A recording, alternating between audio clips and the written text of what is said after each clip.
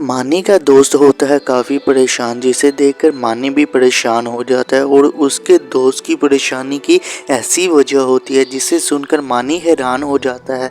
तो आइए देखते हैं कि ऐसी क्या वजह है। काफ़ी दिन हो गए हैं जुनैद स्कूल नहीं आ रहा। उसके घर जाता हूँ और उसे पूछता हूँ। फिर मानी अपने दोस्त के घर आ जाता है। क्या बात है जुनैद, काफ़ी दिन से तुम स्कूल नहीं आ रहे हो, इसलिए मैं तुम्हारे घर ही आ गया। मानी, तुम्हें तो पता है कि मेरी मामा की डेथ हो गई है कुछ दिन पहले, इसलिए मेरा दिल ही नहीं करता अब कहीं भी जाने में और मुझे उनकी बहुत याद आती है। जुनैद, अब जो होना था वो तो हो गया। अब तुम इस तरह से अगर घर में बंद हो जाओगे तो उन्हें भी तो अच्छा नहीं लगेगा। मानी, मुझे अपनी मामा की बहुत याद आती है। अब मुझसे उनकी बात भी नहीं होती। मानी, कुछ करो, मुझे उनकी बहुत याद आती है। जुनैद, अब मैं क्या कर सकता हूँ उनसे? अब मैं तुम्हारी बात कैसे करवाऊँ? मानी, तुम जरूर कुछ ना कुछ कर सकते हो। तुम ही मेरी बात करवा सकते हो। मानी, तुम ही हो जो ये काम कर सकते हो।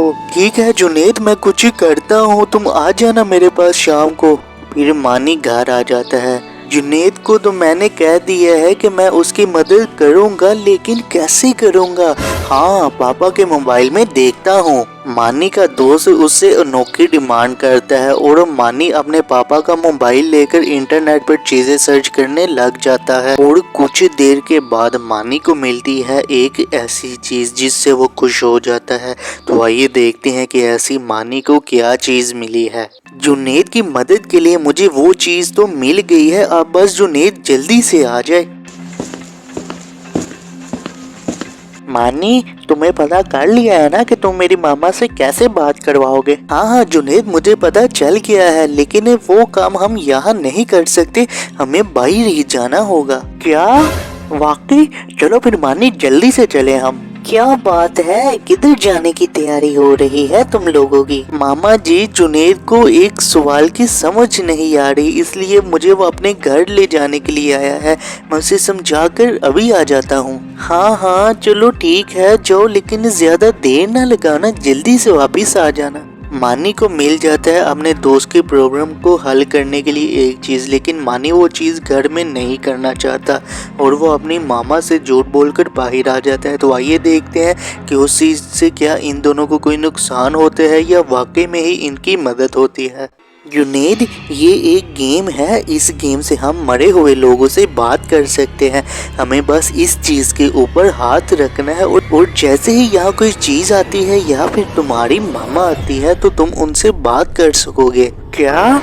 मानी, सच में बात कर सकूंगा मैं अपने मामा से? लेकिन मानी, इससे हमें तो कोई नुकसान नहीं पहुंचेगा ना? जुनैद, ये तो मुझे भी नहीं पता, लेकिन क्या पता ये वाकई ही काम कर जाए। चलो अब जल्दी से हाथ रखो और ट्राई तो करो। फिर मानी और उसका दोस्त हाथ रखते हैं और कुछ देर बाद वहाँ एक चीज आ जाती है।